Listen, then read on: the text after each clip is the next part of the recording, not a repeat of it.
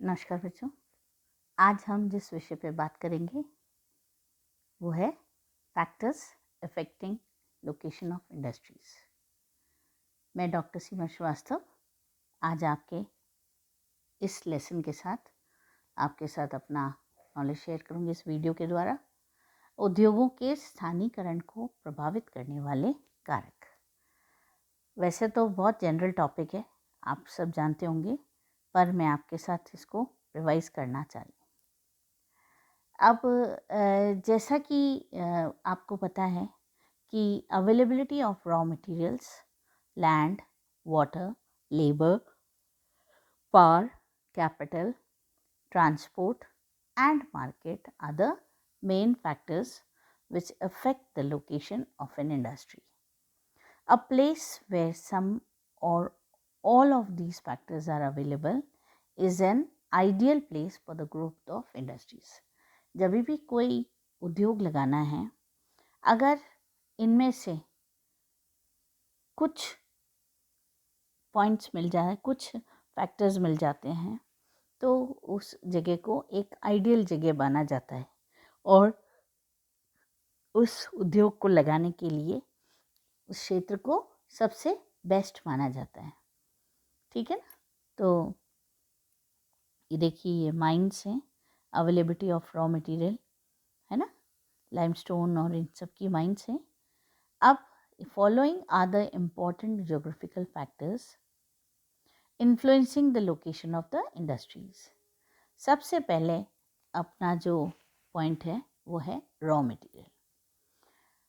Raw material किसी भी उद्योग को प्रभावित करने वाले कारकों में सबसे ज़्यादा इम्पोर्टेंट है। आपके पास किसी उद्योग को चलाने के लिए, उद्योग को शुरू करने के लिए उसका खास माल ही नहीं है, तो आप कैसे किसी उद्योग के बारे में सोच सकते हो? आपको खाना खाना है, तो खाना खाने के लिए आपके पास अनाज होना अति आवश्यक है ना? कपड़े पहनने हैं, कपड़े चाहिए, कपड़ों का उद्योग लगाना है, तो आपको कपास है, जूट है, इन सब का होना अति आवश्यक है। लोहे का ज़रूरी होना है, क्योंकि अगर लोह इस्पात उद्योग लगा रहे, तो कच्चा माल, रॉ मटेरियल बहुत इम्पॉर्टेंट कारक में से आता है। यदि कच्ची सामग्री का वजन उत्पादन की प्रक्रिया में घटता हो, तो उद्योग कच्ची सामग्री के स्रोत क्षेत्र में स्थापित होता है, जैसे लौह एवं इस्पात उद्योग, सीमेंट उद्योग, चीनी उद्योग, लुगदी उद्योग आदि है।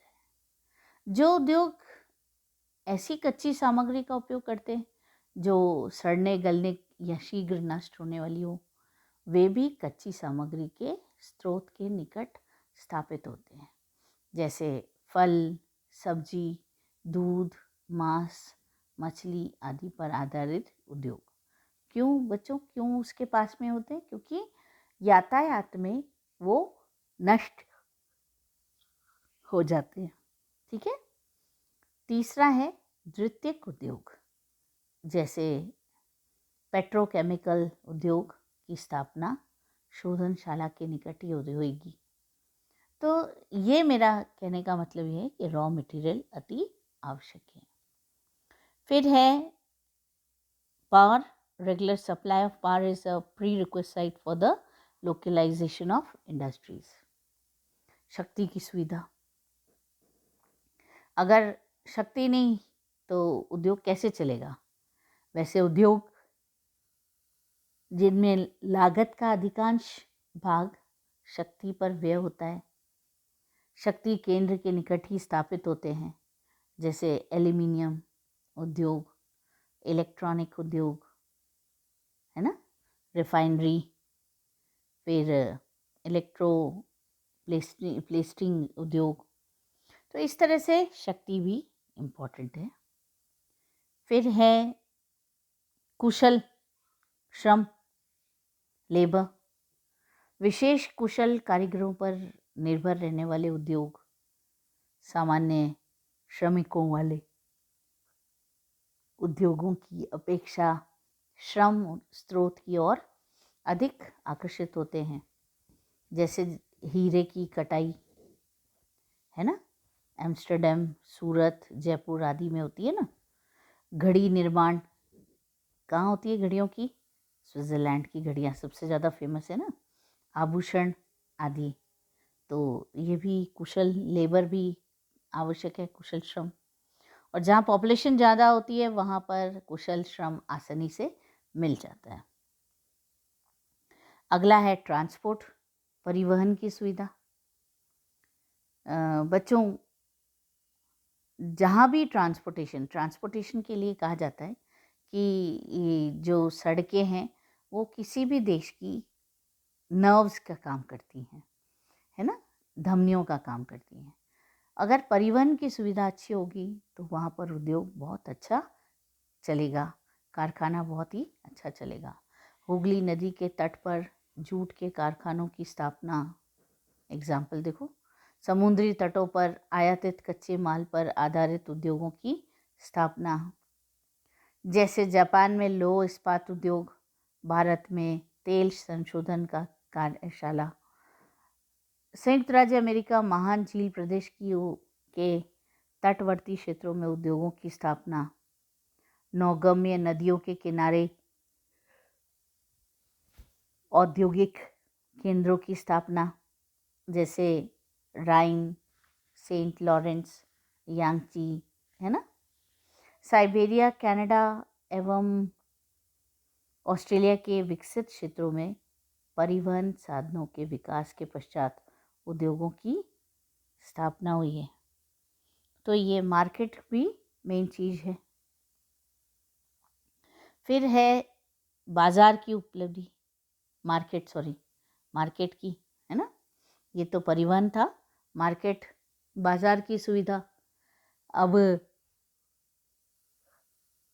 कोई भी उत्पादन अगर होता है और उसको अगर बाज़ार पे जल्दी नहीं पहुंचा जाएगा तो वो ख़राब हो जाएगा।